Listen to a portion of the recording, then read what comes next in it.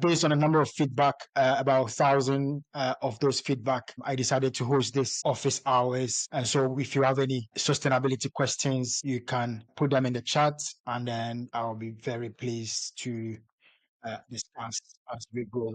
So yeah. Now the questions, it can be only sustainability questions, but also you can explore just a general career questions as well. So there are no limits to what these opportunities of questions would be. Like most things, it's the first office hour, so just getting used to all the setup technologies in the background. And so very excited to go through these key questions based on the feedback I've received, how to implement sustainability. And one of the common feedback I've received so far from those who have studied the course on Udemy and elsewhere is, okay, now I understand this sustainability. Now I know this sustainability. How do I implement them? And so these office hours are where I bring everything I've learned, but also the questions that you have, unfiltered, practical, honest, to move you faster in your sustainability career and journey. And so today's topic I'm going to go through is hot, quite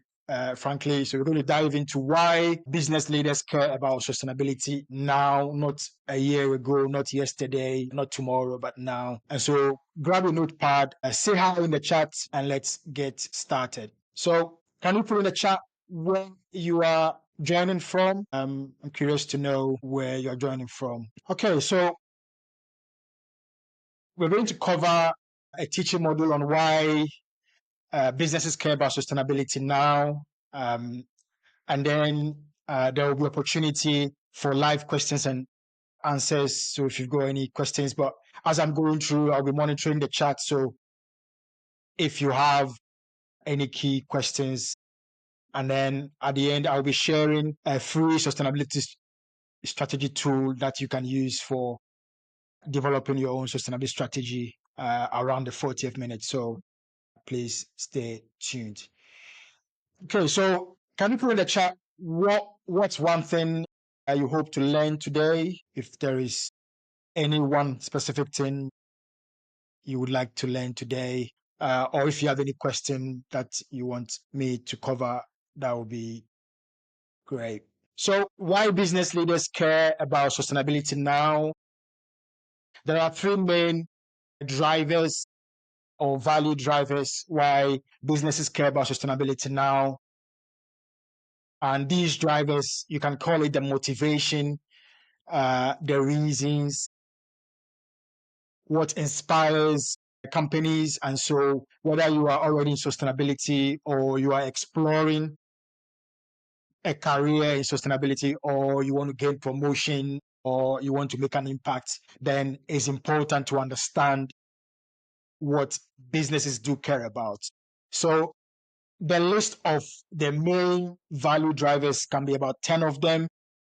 It can be a long list, but in this office hours, I'm very keen to summarize and give the core areas that you can take away without having information overload. Yeah, so the operational improvement is one of the key parts. So what do we mean by the operational improvement? And so the operational improvement is where the business explores their energy consumption, the material usage, the resources that they use, and how they can reduce those resources. The more they're able to reduce their energy, they have an opportunity to reduce the cost element which is associated with it. And so you have the another key driver is the financial and the strategic gain. So the financial and strategic gain is exploring. So you have businesses that sell to customers. So whether it's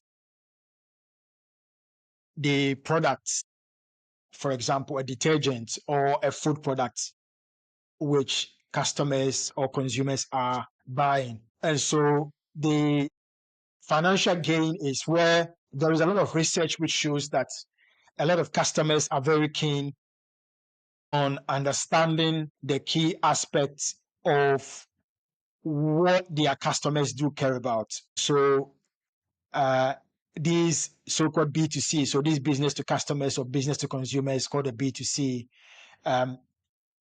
because they know a lot of customers do care about, and it depends on the demographic, but it can be as high as 60% or 70% for example, the millennials and Gen Z and other demographic as well. So we have the financial gain is where, in that instance, a company may choose to become sustainable because they want to have that financial gain, and which is tied to the strategic gain.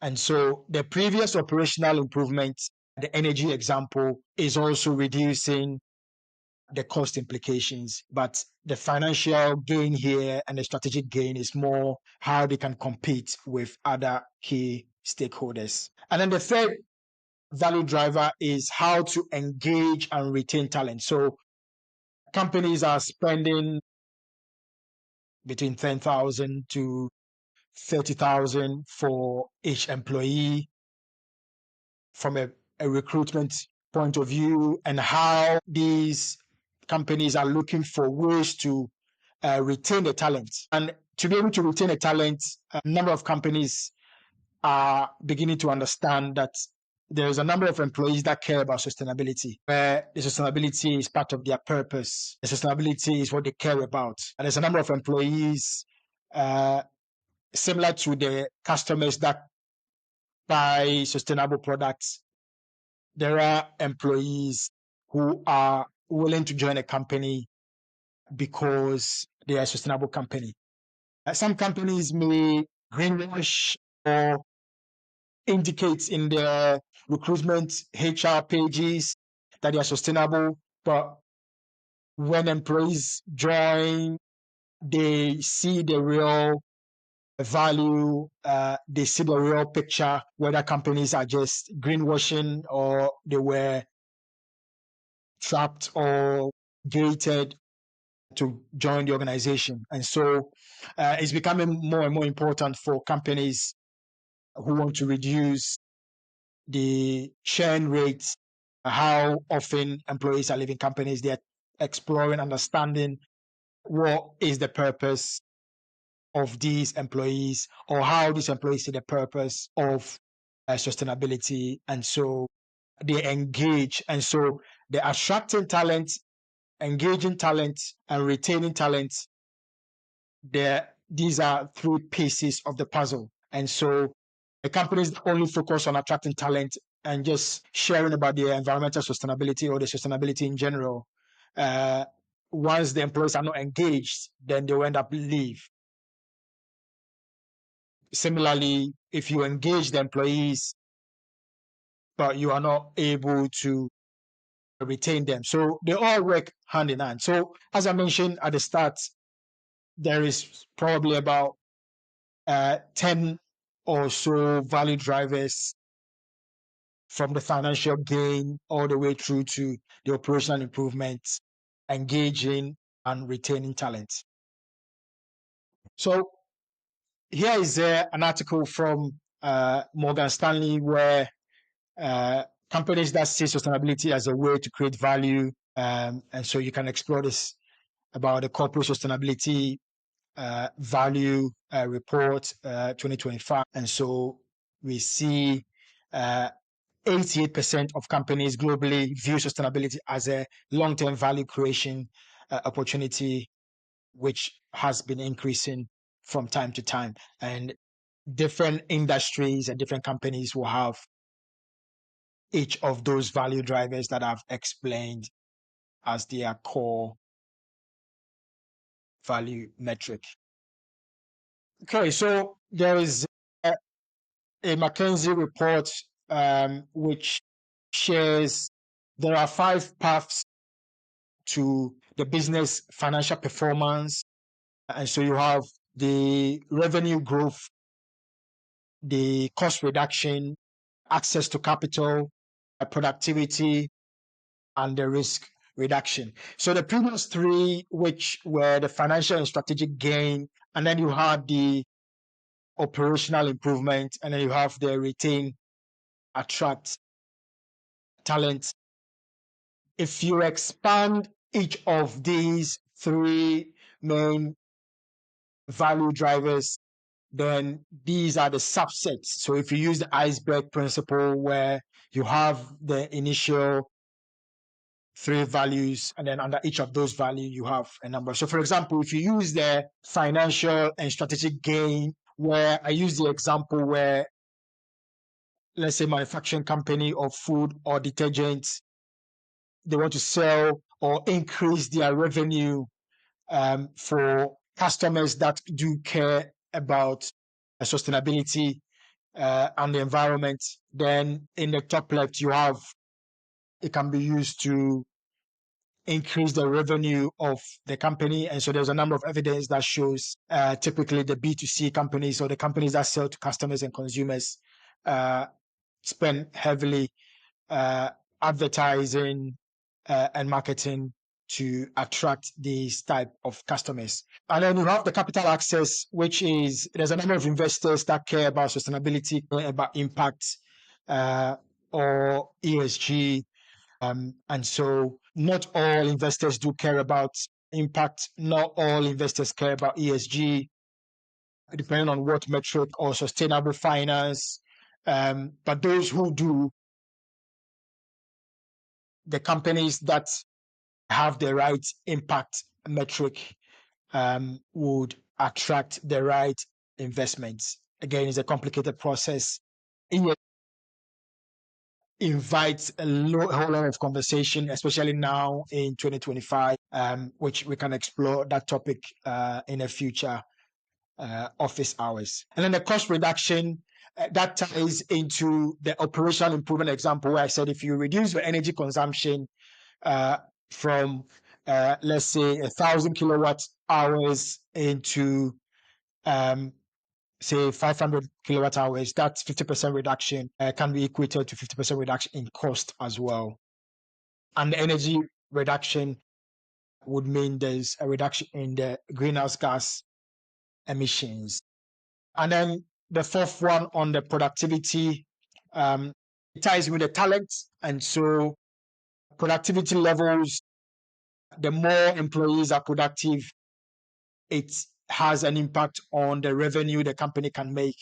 So we start to see that the productivity, because it has a link with employee engagement. And so the more you have employees who are engaged, then that engaged employees are able to improve the productivity as well. And that increase in productivity has a bearing on the revenue. And so the fifth one is the risk reduction. So climate change has a risk for a number of companies. One of the biggest pitfall for businesses, sustainability leaders, business leaders, is the business risk is relevant to different industries. So, for example, a manufacturing company of chocolate or coffee would be more concerned about this climate risk because the climate impact will have effect on the harvest levels of these products. And so as the prices increase because these products are becoming more scarce or the productivity is reducing, that price increase then gets passed on to a manufacturing company, as a chocolate manufacturing or a coffee manufacturing company,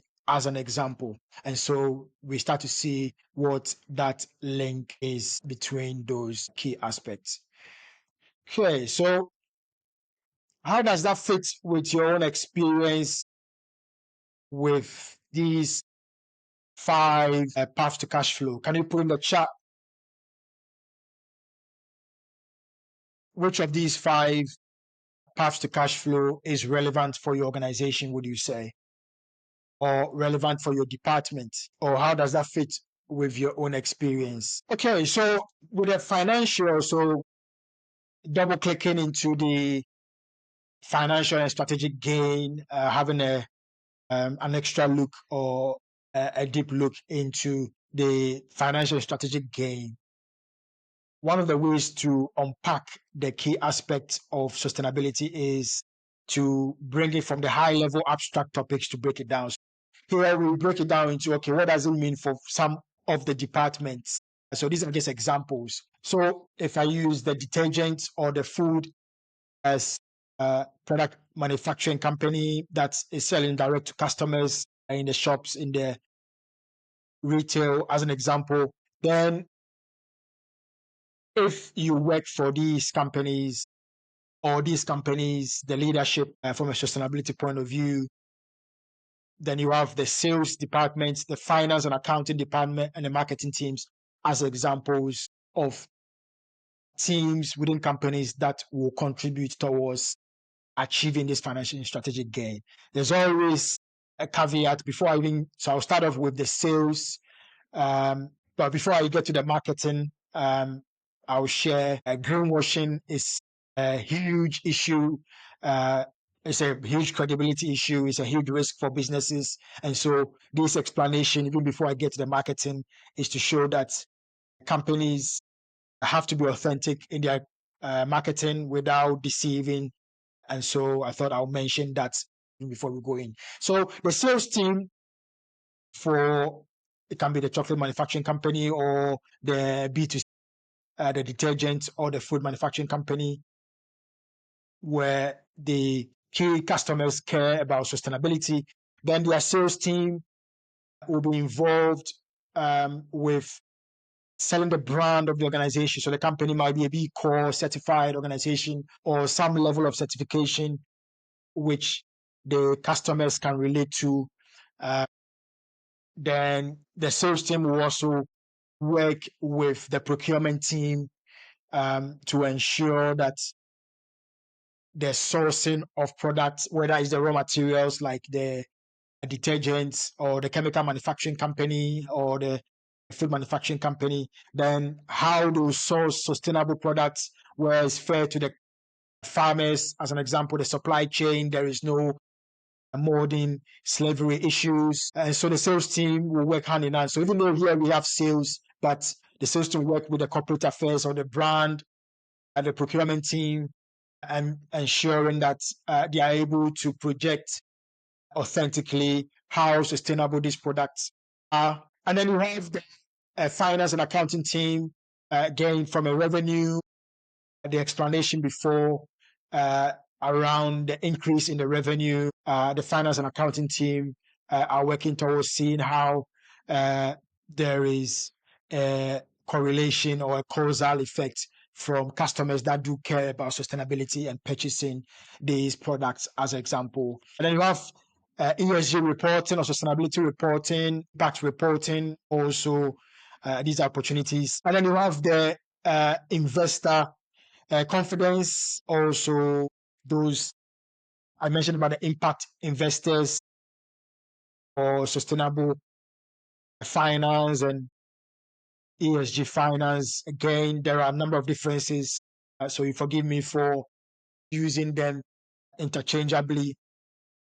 And there's a number of banks and financial institutions that are giving preferential rates. So, for example, a mortgage for a real estate, instead of the market rate of, let's say, 5.5%, I'm just coming up with random numbers to illustrate the point, where they are giving, instead of, say, 5.5% interest rate, they might give, say, 5% or 4.5% if the real estate, if the office building, if the real estate project has a positive green rating for the office building or for the infrastructure or the products. They might have preferential loans, structures, as I mentioned, the mortgage as well. And so 1% differences for millions or billions projects, it starts to add up to be quite significant. So the 1% may not be enough, but if you look at on a monthly basis, then this starts to add up. So that's the finance and accounting. How does that fit with your own experience? How does that fit with your own experience of the sales team, finance and accounting? How does that fit in your experience? You can put in the chat. So let's look in the chat and see. Okay, the next one I'm sharing is around the marketing. And the marketing right at the start is businesses are required to have authentic marketing. The difference between authentic marketing and greenwashing is defined as where a company markets or advertises, shows visibility of a product or a service or an offering, but the product is being advertised to be green or sustainable or environmental friendly, but whereas in actual fact, this product is not meeting the projected performance, then that is greenwashing. So here, as I mentioned before, as a caveat, this is referring to authentic marketing to avoid greenwashing. Again, marketing from the food or the chemical manufacturing company for the detergents, then the marketing team is about educating the customers. So the education is not the official classroom-based education. So the education here is referring to the product, the packaging, for example. The packaging is done so that the customer or the consumer knows that this is a green or sustainable product. And the marketing can be social media or other forms of media where the marketing team may present these as part of the commercialization.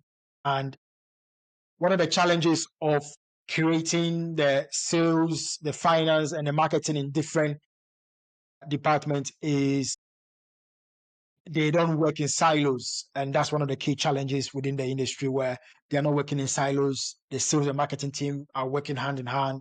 The sales and finance team are working hand in hand. And so that's an expansion of the departmental look on the financial and strategic gain. And as you would notice, this is focusing on the business to customer model. I haven't focused on the B2B model, although a lot of the explanations I've given can be similar to businesses selling to businesses. But here we're looking at from a business to customer relationships. Okay, so talking about the business to customer relationship, then I've shared the food and the chemical manufacturing companies, but what are some of the key companies that or industries that will fall into trying to gain a strategic and financial gain using sustainability? And so these are a number of examples from the fashion to the food and beverage, as I mentioned before, the beauty, the home and cleaning products, consumer electronics and appliances, travel, hospitality, tourism, the utilities, the travel, the green tariffs, the mobility. And why this is critical is if you have the fashion where the fast fashion has a lower cost associated with it.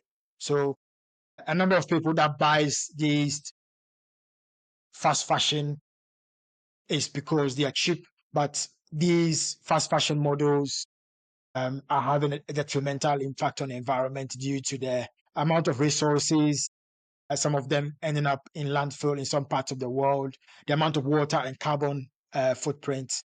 And then you have the food and agriculture, again, from a sustainability point of view, looking at the whole value chain. So I explained how from the chocolate or the coffee manufacturing companies, from the agriculture, the growing phase, through to the consumers' demand. But clearly there is global increase in demand for organic, plant-based, local. So local, one of the key things about local consumption of food is there is less travel, transportation. If you have a product which is being shipped from one country to another, but a product which is within 100 miles being transported by vehicle, might even be transported by electric vehicle as well. And then you look at other industries like the beauty industries. I use the detergents as an example where there are concerns about microplastics, animal testing, and the chemicals. I've already explained about the home cleaning products. Again, being plastic free, avoiding toxins in household products. And you have the consumer appliances and products, making sure that the energy efficiency, the energy rating. So if you have a TV or a computer, for example, the amount of energy it consumes, reducing those energy consumption, or other household appliances like washing machine and fridges as well. Um, there is a lot of evidence and research which is showing that a number of industries are seeing millennials and Gen Zs in particular making big ticket purchases, which unfortunately on the other side drives some companies to go towards greenwashing, and there is no excuse, as I mentioned before. Um, so you have the travel and the tourism, the utilities, the renewable providers in some parts of the world providing 100% green promises for EV is the electric vehicle tied to. So there's a lot of discussions about electric vehicles being driven by coal-powered energy, and you have a petrol vehicle or a diesel-powered vehicle, and so you have these. So, yeah, how does that fit in your own experience? Which of these industries are you familiar with, and which of these industries what I've explained fit with your own experience? You can put them in the chat. Okay, let's see what we've got in the chat. Okay. Okay, so if there is not so so far from what we've discussed, what is one misconception you've heard about sustainability in business, especially now in 2025 and now more than ever?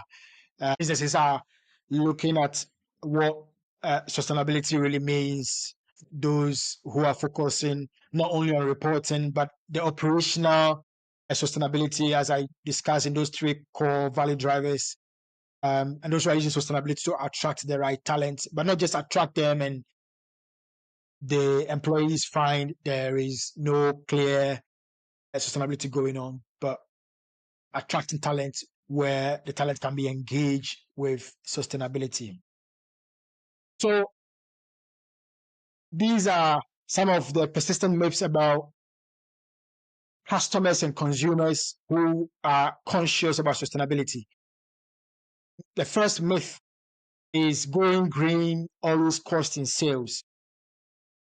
Now, it's a myth because different companies have different opportunities to look at their customers that care about sustainability.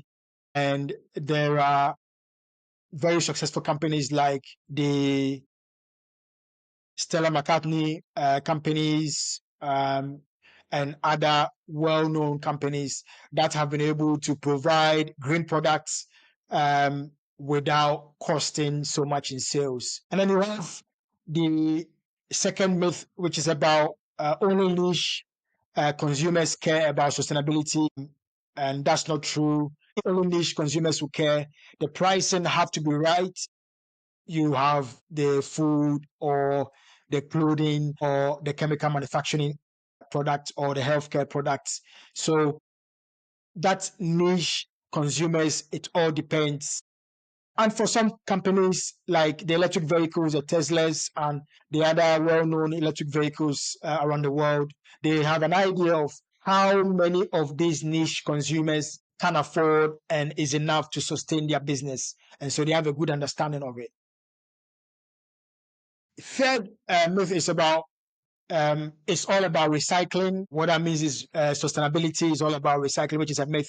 There is more to sustainability. All of these are aspects of sustainability, and it's not all about recycling. There is some train of thought that suggests that because people or most consumers are familiar with the concept of recycling, and so a lot of companies may be talking about they are recycling a lot because that's what people can relate to. But there are other key aspects of sustainability. Yeah. So how does that fit with your own experience? Are there any myths out there that you know of that you want to share? Okay. So more on what I meant by there is a myth that only niche consumers care about. Then it's not consumers care about sustainability. It's about understanding how many of these niche consumers are willing to pay for the product. And so if you use this, there is some school of thought that shows that here, what we have here, so the graph we have here is showing percentage of customers in a given category. We saw that table of the different customers in various categories. So we saw the food, the travel, the tourism, the hospitality, the manufacturing, different types of manufacturing companies. And so what percentage these consumers and customers are willing to pay more, and how much exactly? What is the premium? Are they prepared to pay 5% more, 10% more, 15% more, 20% more, or 25% more? So different industries will have different premium percentages. And so the myth in the sustainability is thinking that every industry will have a set number. No. So before we go and explore different industries, there is the average of between 9 to 12% as the average. Again, there is always challenges with using averages.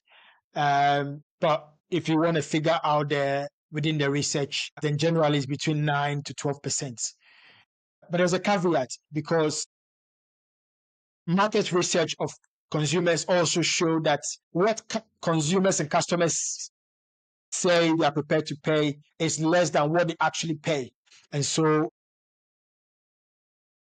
what that shows is there is a wide range. Some companies wouldn't do any data-based insights. And let's face it, if you have a company who is manufacturing their detergents or food or other products, and they are going the extra mile, spending extra money to be more sustainable in the value chain, then it's only fair to be able to share, explain this to customers, that this is why there's an extra cost, so that the premium will be able to go through. So the key takeaway message is the price has to be fair. How fair that is, I think the companies that tend to fall into greenwashing may just be doing lazy marketing.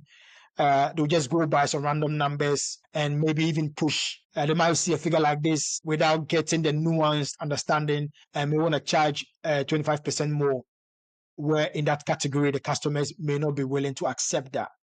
So it's about appreciating which industries the customers are willing to pay more, and understanding they are willing to pay more because it's fair. They are willing to pay more not only because it's sustainable, because they appreciate that there is more financial input, there is more cost involved in getting the product to be more sustainable than the competitors. Unfortunately, going back to greenwashing, there are companies where they don't want to invest any money to get a sustainable product, but they want to get more revenue. And I have already explained in the previous one, there is a huge risk from greenwashing for these companies. I have these flavors. So one of the non-negotiables for sustainability conscious customers is whether they are willing to pay for more or not, the quality, the performance of the product. So whether it's the coffee or the chocolate example, the quality cannot be lower than the alternative. And so the core message is the product quality must be maintained. And from the CEOs and the business leaders that I've spoken to and I've worked with, what works well is starting from get the quality and the performance, the taste, the flavor to be good, to be excellent. So you start that as the basic premise. And then you find out how much this is going to cost compared to your competitors, compared to what customers are used to. Then you can communicate that to the customers. Yes, you have to explore from a marketing point of view. You do your due diligence. You have a good understanding of who the customers are. You've done your research, understood what is the gap in the market. Step is on the assumption that the business has done the due market research to understand the customers. Is there a gap in the market? So, for example, is there a gap in the market of sustainability conscious customers and consumers who want or need this product or service offering? And if that's the case, then you look at how much this product is going to cost. And this is where it goes back to uh, yes, there is a gap in a sustainable product, sustainable conscious consumers, but the flavor, the performance, the quality cannot be compromised. So you start from excellent products. I have seen a number of startups that have explored. Yes, there is a demand for a sustainability conscious customer or a sustainable product or service offering, but they expect the customer to change the expectation of flavor, of performance, of quality, of speed. That is a very difficult battle to face. So what you want is from the gap, you understand what the minimum quality the customer is already used to. So the chocolate and the coffee example from a taste point of view. Then you look at, okay, to be able to deliver this sustainable product or service, how much more is it going to cost? So let's say it's going to cost 5% more than the existing product, existing market. And that 5% increase in your cost of delivering this product, this sustainable product or service, then we'll be able to have this conversation with the customer or the consumer, and you can increase it to the 9 to 12% or more. And as I've mentioned before, different industries will have what their consumers and customers are willing to pay more. So I use the electric vehicle as an example. Let's say they can increase the price by 20%. Only 20% of the customers are willing to pay 25% more. This is when they will do the economic model and see, based on the price point, electric vehicle cost is more than a sustainable detergent, as an example. And so the business to customers model will look at the companies that focus on volume or high volume, and then you have the products and services which are being advertised for not so much about the volume, but this small number of people buying this electric vehicle should be enough to offset their cost which is involved. So how does that fit with your own experience? So I'm going to share back the slide. Okay, so to finish off the final part of and not but is it goes back to the product quality versus the performance, where I'm increasing the price, but it's not going to be achieving the speed that the customer is used to quality. So the quality has to be good and be sustainable. And that's where you explore at what price point the customer or the consumer is willing to accept the premium. So how does that fit with your own experience? Okay, so exploring some of the fundamental traps and the caveats with companies that are selling sustainable products and services. So firstly, companies who are advertising or marketing sustainable products. We've already talked about greenwashing. So hopefully as you are listening, you were at the early part of the office hours, but if not, these marketing of sustainable products is highly encouraged to be authentic marketing.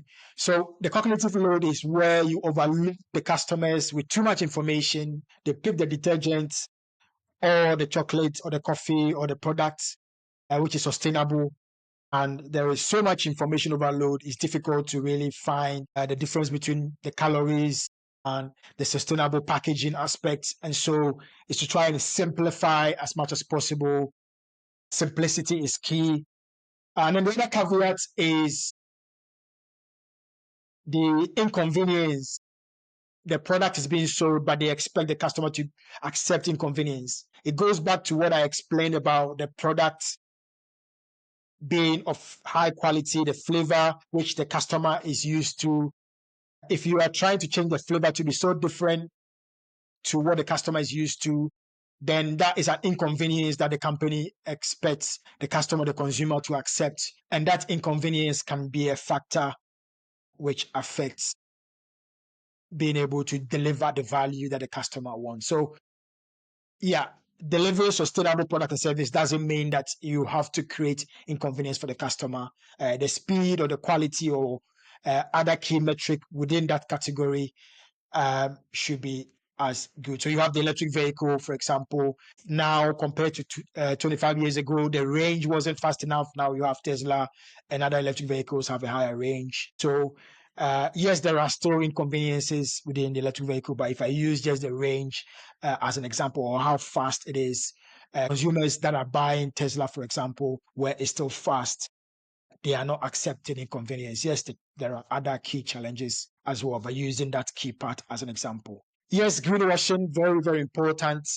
Companies have to deliver authentic marketing.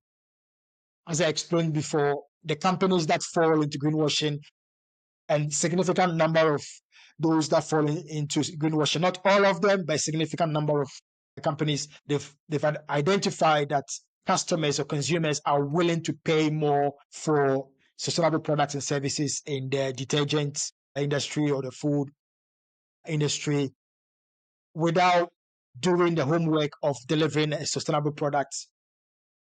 So trying to gain an advantage of gaining customers without providing authentic, the transparency is greenwashing. And so companies are advised to steer away from that. And there's a number of resources available by a number of companies and countries on their green claims code to share the best practice. Okay, so the final part is around sustainability reporting. Now, the challenge with sustainability reporting is more and more companies are delivering sustainability reporting now than 10 years ago, 15 years ago. Since the Paris Agreement in 2015, the Sustainable Development Goals in 2015, and ESG before that. Now more and more companies are delivering sustainability reporting. 10 years ago, average number of sustainability reporting was perhaps around 30 pages. Fast forward to 2025, perhaps it's about 80 pages. Sustainability reporting, 200 pages. Now, the key question is how many people are reading these 80 pages? What is driving this high number of sustainability reporting pages, especially where investors that care about impacts of organizations, there is a drop in the confidence of companies' ESG and sustainability reporting. So producing more and more pages is not necessarily course correcting the fundamental issues of sustainability reporting. Goes back to asking the fundamental question: who are companies delivering sustainability reporting to? A number of governments and agencies are demanding CSRD and other sustainability reporting initiatives are requiring companies to report. And so there is a risk of looking externally in the organization, trying to satisfy the external stakeholders. And one of the key challenges with sustainability reporting is not focusing on the employees, the internal stakeholders. What does the employees think about the company's environmental performance, their social sustainability, and the sustainability in general? And so the reporting tends to push companies to be too external looking and not having internal reflections as well. So these are some of the key caveats to watch out for. It's been a very good exposure to the core topics. And so we've had a good 40 minutes of explaining why businesses do care about sustainability now. But before I dive into the next section of the tools, I guess a quick note that if you're looking to fast track your sustainability journey, we've got some self-paced courses designed for both sustainability practitioners or executives. So there is a whole options to choose from. which is suitable for your own career, whether you are driving sustainability internally or you're leading from the directorship, or if you are an aspiring leader. A number of companies, I've been privileged to work with a number of HR and learning and development team. Okay, so let's dive into the next practical solution. So I've got this sustainability strategy template, which I'm happy to share. If you need access, you can contact me and I'll share a link of accessing it.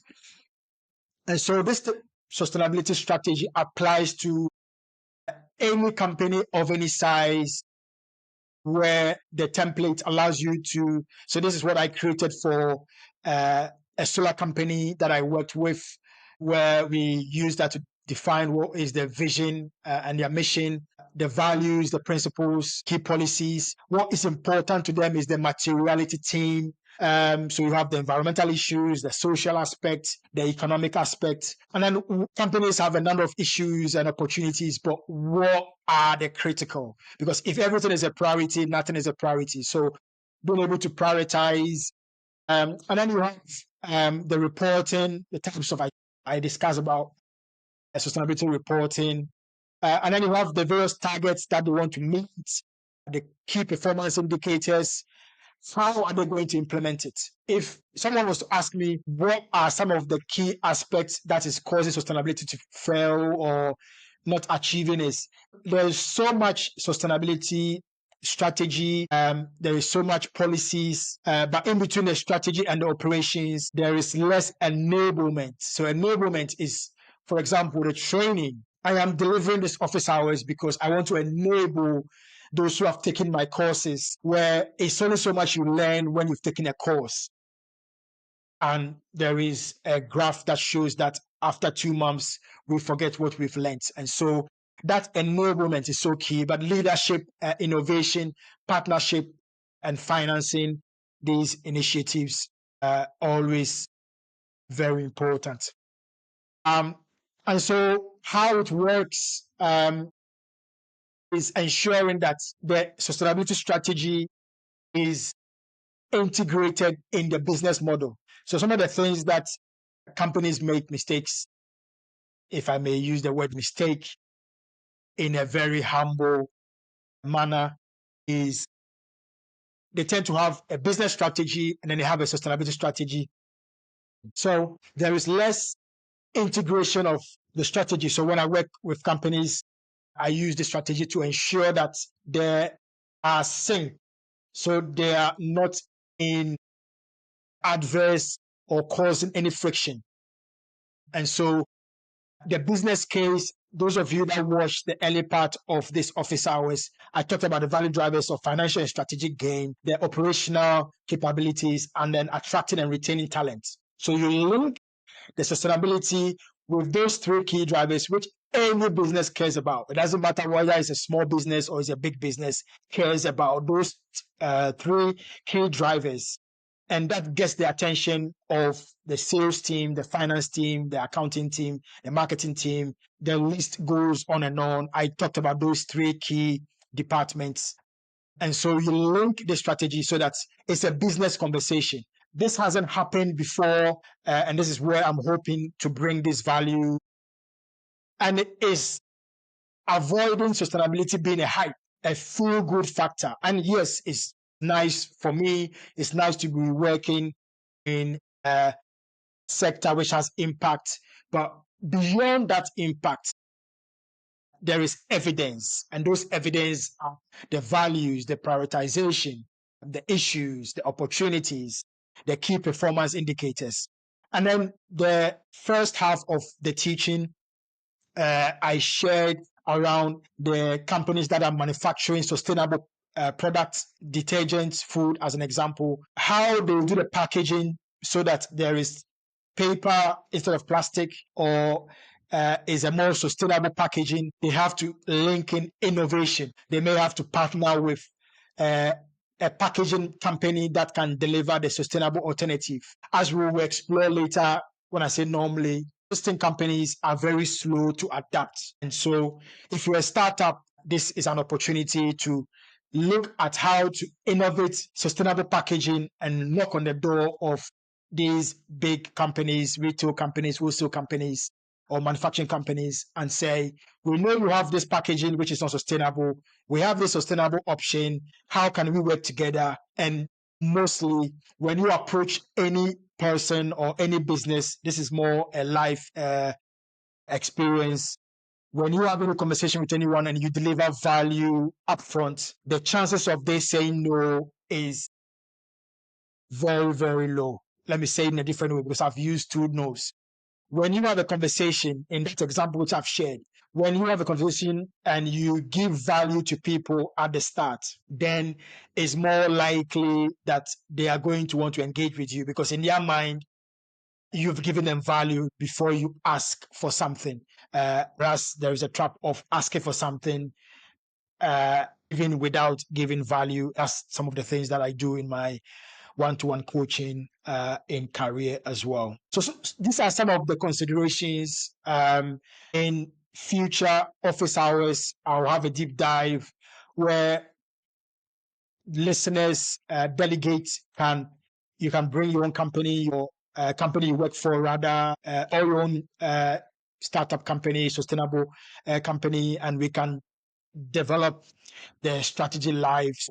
Keep an eye out for future office hours on Thursdays. Okay, so are there any questions? You can put them in the chat before I will move on this strategy. So yeah, this is a free template you can have access to. You can send a message and I'll be happy to send you a link to this free strategy. It's a Word document, so you can edit it, and there is a guide that comes with it. So with the sustainable solar company, as I mentioned, the strategies that I use to become a sustainable solar company, those of you that watched at the very start, I showed you the graph of the willingness to pay at the bottom, and I said average of 9 to 12%. So we find how many of the customers are willing to pay more, and then look at how much it costs. And so it's pricing with precision. And so it's important, as I've explained before, you price the product with the utmost quality, which the customer will be willing to pay more. But if you're going to price with a premium, do not compromise. Do not expect the customer or the consumer to compromise on the system, on the taste, on the performance, which we've explained before, which was applied here. And then it's about innovation. So the value aspect, just reminding what is a value. When we in a business, when we say value, what does that mean? A value is anything that adds money or removes money or changes the value of money. And so with a sustainable product, it's about how will that innovation of the solar powered cooling and heating system be more innovative, but it gives the capability of delivering cooling compared to heat pump, compared to other sources of heating and cooling, compared to other air conditioning systems, which is popularly known. And so how to embed, how to innovate, how to integrate the capability so that it gives value to the customer, because you don't want the customer to buy a solar powered cooling and heating system which is not heating or cooling, then clearly that is a waste of resource. And so going back to not expecting the customer to compromise on the performance, it has to be able to deliver the cooling. And then we were able to show that some customers are willing, just like the electric vehicle example, the same way some people pay premium for electric vehicles, the same way here, the company was able to find which customers are willing to pay more because the quality was good, and they appreciated that it cost extra money to be able to deliver this innovative and sustainable product. And then the final part is trust is earned, and when you lose trust as a business, it's difficult to come back with. And so with the sustainable solar company, It was about sharing all the data available on the company's website where it is traceable. That builds trust. And for the solar company, it builds trust with the investors. They can check out the performance and compare with alternative air conditioning systems and communicating the evidence, as I mentioned before, not just hyping that is a sustainable solar cooling and heating system. Yes, is solar cost 5% or so more, but the confidence, the evidence which is being delivered delivers that trust, and so that trust then helps growing of the company. Okay, so do you have any question up to this point on what I have explained so far? Key strategies that were used, which will apply to any company. I've used the detergent, the chemical manufacturing company, the food as an example. Yeah, so just having a look if there is any questions. Which of these stories or insights resonates with your own journey or your role in the sustainability? Okay, so you'll be pleased to know that we finished the teaching module where the first 30 minutes or so, in fact, we overran a little bit because I wanted to take time to break in, but the recording will be made available later in case you came in. Just sharing, this is our first office hours, and the key motivation is I picked all the feedback questions and I decided to bring this office hours live to give you opportunity to ask questions on your sustainability journey. And so if you have any live questions, this is like a free consulting for you. It can be for your career in sustainability or sustainable business, or it might be even be AI, how AI can join sustainability to deliver value for, let's say, manufacturing company, how they can be more efficient using AI. But I'm always open to even general career questions with small life experience. You can probably tell. So you're happy to answer general career questions as well, which may not be sustainability related, are also welcome. But if not this time, from next week, share the questions. Feel free to share the questions before, because today being the first time, I expect that there wouldn't be enough live questions as we build these, but the recording will be made available. And so if you are watching this recording, feel free to ask the question in the course chat or on the YouTube live. Feel free to ask the question there as well, before or after. I'm always happy to share. If there are no questions, then yeah, we're going to finish up with this. As I mentioned, the recording will be available. But if you like what you are learning here in the office hours, whether live or the recorded version, here's how you can go deeper with Ebbah Sustainability, depending on where you are in your journey.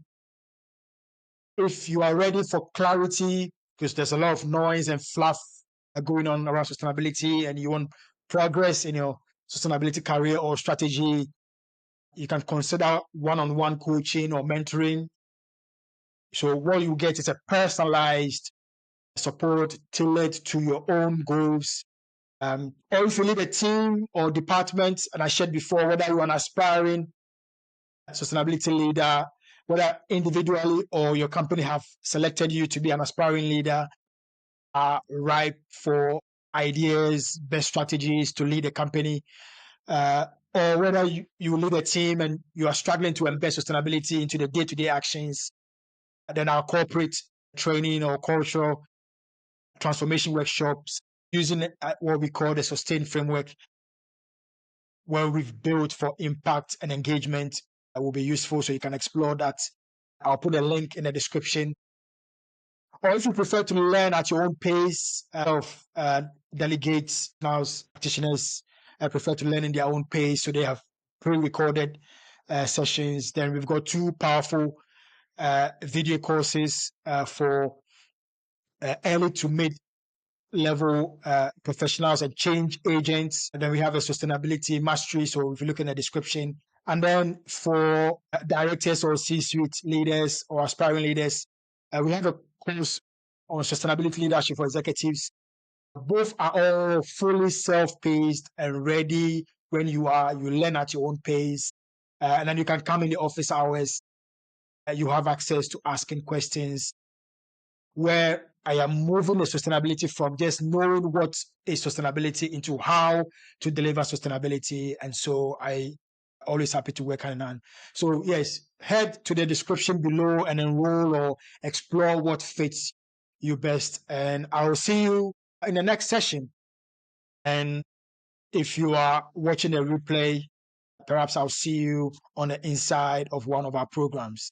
Thank you so much and enjoy the rest of your day or your evening wherever you are. See you next week or see you on the inside.